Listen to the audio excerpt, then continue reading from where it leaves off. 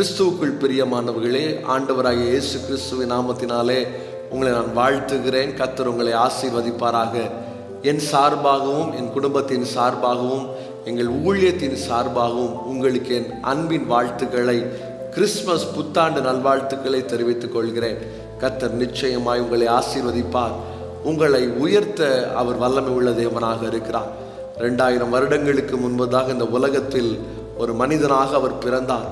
நமக்காக இந்த உலகத்திற்கு கடந்து வந்தார். நம்முடைய சாபங்களை ஏற்றுக்கொண்டார். இன்றைக்கும் அவர் ஜீவனோடு கூட இருக்கிறார். உங்களுக்காய் பரிந்து பேச வல்லமை உள்ள தேவனாக இருக்கிறார். நிச்சயமாய் உங்கள் துக்க நாட்கள் மறைந்து போகும். இந்த பண்டிகை நாட்கள் உங்களுக்கு மாத்திரமல்ல, உங்கள் குடும்பத்திற்கும் ஆசீர்வாதமாக இருக்கும் என்று நான் கர்த்தருக்குள் நம்புகிறேன். கர்த்தர் உங்களை ஆசீர்வதிப்பாராக. வேகமாக 2 காரியத்தை உங்கள் மத்தியில் நான் எடுத்து வைக்க வேண்டும் என்று விரும்புகிறேன். இயேசு இந்த உலகத்தில் பிறந்ததினாலே நமக்கு கிடைக்கிற 2 ஆசீர்வாதங்கள் வேத புஸ்தகத்தில் மிக தெளிவாக எழுதப்பட்டிருக்கிறது. மத்தேயுவின் புஸ்தகம் 2ஆம் அதிகாரம் 9ஆம் வசனத்தை வாசிக்க கேட்கும் பொழுது அதில் எழுதப்பட்டிருக்கிறது, இதோ அவர்கள் கிழக்கிலே கண்ட நட்சத்திரம் பிள்ளை இருந்த ஸ்தலத்திற்கு மேல் வந்து நிற்கும் வரை அவர்களுக்கு முன் சென்றது என்று எழுதப்பட்டிருக்கிறது. வசனம் சொல்லியிருக்கிறது, அந்த சாஸ்திரிகள், அந்த வேலைக்காரர்கள் இயேசு பிறந்திருக்கும் இடத்திற்கு வரும் வரை அவர்களை வழிகாட்டினது என்று சொல்லப்பட்டிருக்கிறது. அந்த நட்சத்திரம் வழிகாட்டினது என்று சொல்லப்பட்டிருக்கிறது. இந்த நாட்களிலே நாம் ஒரு இடத்திற்கு போவதற்கு வழி தெரியவில்லை, ஆனால் நாம் செய்யக்கூடிய ஒரு காரியம் கூகுள் மேப்ஸ் என்று சொல்லுகிறோம். இப்பொழுது எல்லாருடைய ஸ்மார்ட் போன்ஸில் இருக்கிறது. எங்கே இருக்கிறோம் என்று சொன்னால் போதும், அது சரியான வழியை காட்டிவிடும். ஆனால் 2000 வருடங்களுக்கு முன்பதாக எந்த டெக்னாலஜியும் கிடையாது, எந்த பெரிய சயின்டிஃபிக் எக்யூப்மெண்ட்ஸ் இல்லை. ஆனால் அந்த நாட்களிலே ஒரு காரியம் நடந்தது. இயேசு கிறிஸ்து பிறந்த இடத்திற்கு அவர்களை வழி காட்டினது என்று சொல்லப்பட்டிருக்கிறது. இந்த நாட்களில் ஒருவேளை நீங்கள் வழி தெரியாமல் அலைந்து கொண்டிருக்கலாம். என்னுடைய வாழ்க்கையில் எங்கே செல்கிறேன் தெரியவில்லை, என்னுடைய குடும்ப வாழ்க்கை எப்படி இருக்குமோ தெரியவில்லை, என்னுடைய பிள்ளைகளுடைய வாழ்க்கை எப்படி இருக்குமோ தெரியவில்லை என்று கண்ணீரோடு இந்த கிறிஸ்மஸ் நாட்களில் வாழ்ந்து கொண்டிருக்கலாம். இயேசு கிறிஸ்து உங்கள் இருதயத்திற்குள்ளே பிறப்பாரே ஆனால், இயேசு கிறிஸ்து உங்கள் இருதயத்திற்குள்ளே வாழுவாரே ஆனால், அவர் உங்களை வழிகாட்ட வல்லமை உள்ளவராக இருக்கிறார். ஒருவேளை நெருக்கத்தோடு இந்த வார்த்தை கேட்டுக்கொண்டிருக்கலாம். எல்லாரும் கிறிஸ்மஸ் டைம்ல சந்தோஷமாக இருப்பார்களே, ஆனால் நான் எதிர்காலத்தை குறித்து கவலைப்பட்டு கொண்டிருக்கிறேன். 2025 என்னுடைய வாழ்க்கையில் எப்படி இருக்குமோ, என்னை வழிகாட்ட யாரும் இல்லையே, மனுஷரால் நான் ஏமாற்றப்பட்டிருக்கிறேனே என்று கண்ணீரோடு இந்த வார்த்தை நீங்கள் கேட்டுக்கொண்டிருக்கலாம். எனக்கு அருமையான தேவ ஜனமே, இயேசு கிறிஸ்து இந்த உலகத்தில் பிறந்ததுனால அவர் கொடுக்கிற ஆசீர்வாதம் கரம் பிடித்து உங்களை வழிநடத்துகிற தேவனாக இருக்கிறார். அவர் உங்களோடு கூட வாசம் பண்ணுகிறார். ஆண்டவரை பார்த்து நீங்கள், ஆண்டவரே நீர் என்னுடைய இருதயத்திற்குள்ளே வாரும் அப்பா, என்னுடைய பாவங்களை கழுவும், என்னுடைய இருளை வெளிச்சமாக மாற்றும், உம்முடைய வெளிச்சத்தின் பாதையில் நான் நடக்க கிருபை தாரும் என்று கேட்டு பாருங்கள்.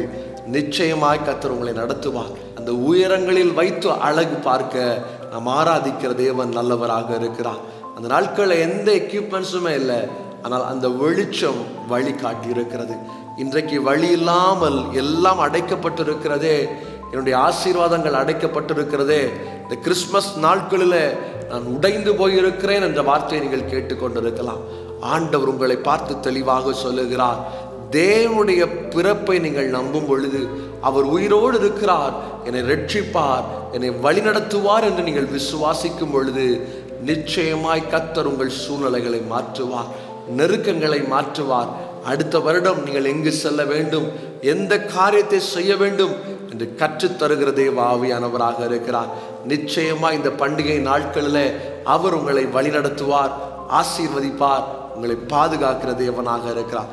வேகமாக 2வது காரியத்திற்குள்ளே நான் கடந்து சொல்ல வேண்டும் என்று விரும்புகிறேன்.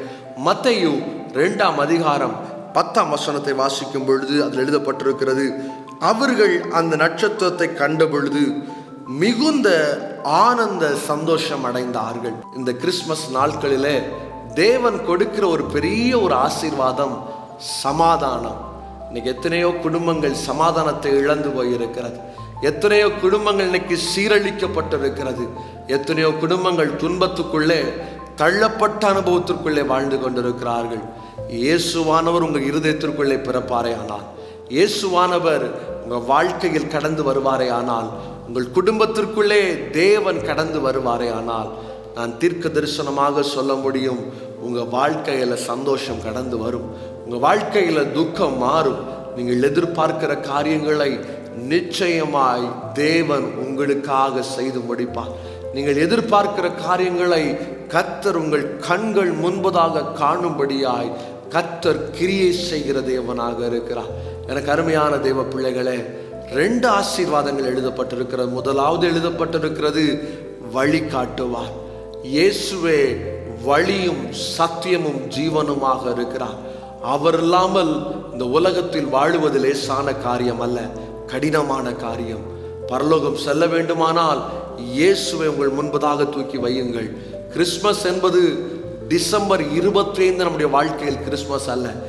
என்றைக்கு தேவன் நம்முடைய இருதயத்திற்குள்ளே பிறந்தாரோ, என்றைக்கு நீங்கள் ரட்சிக்கப்பட்டு ஆண்டவருக்குள்ளே உங்களை ஒப்பு கொடுத்த, ஆண்டவரே நீர் எனக்குள்ளே வாரும் என்று சொல்லுகிறீர்களோ, அதுதான் உங்களுடைய வாழ்க்கையில் கிறிஸ்மஸ். அதுதான் உங்கள் வாழ்க்கையில் இயேசு பிறந்திருக்கிறார் என்ற அர்த்தம். இந்த நாட்களெல்லாம் மனிதர்கள் வைத்தது. மனிதர்கள் ஒரு நாளை சுட்டி காட்டி இயேசு பிறந்தார் என்று சொல்லுகிறார்கள். ஆனால் இயேசு இன்றைக்கும் ஜீவனோடு கூட இருக்கிறார். உங்கள் இருதயத்தில் வாழ வேண்டும் என்று விரும்புகிறார்.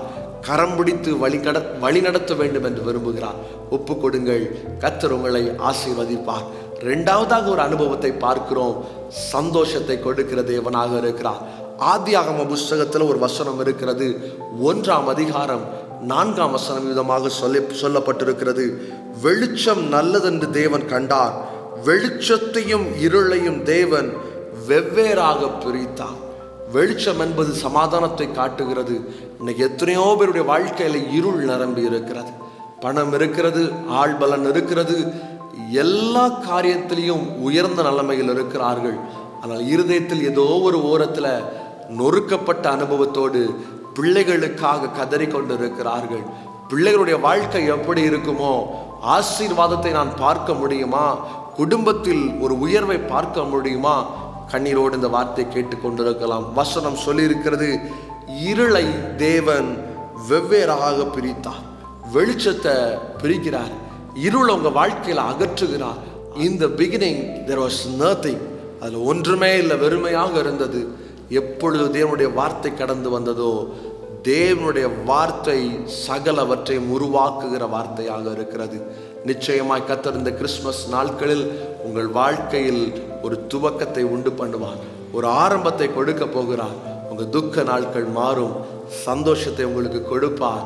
நீங்கள் போராடி கொண்டிருக்கிற பிரச்சனைகளின் மத்தியில் உங்களை விடுவிக்க ஆவியானவர் வல்லமை உள்ளவராக இருக்கிறார். எங்கள் சார்பாக ஒரு முறை கூட கிறிஸ்மஸ் வாழ்த்துக்களை தெரிவித்துக் கொள்கிறோம். கர்த்தர் உங்களை வழி நடத்துவார். இயேசு கிறிஸ்துவின் பிறப்பு உங்கள் வாழ்க்கையில் சமாதானத்தை கொடுக்கும். அவரை ஏற்றுக்கொள்ளுங்கள். ரட்சிக்கப்பட்டு ஞானஸ்தானம் எடுத்து தேவனுடைய சபையில கர்த்தரை ஆராதிப்போம். கர்த்தர் நிச்சயமாய் உங்களை ஆசீர்வதிப்பார், பெருக பண்ணுவார். ஆமென்.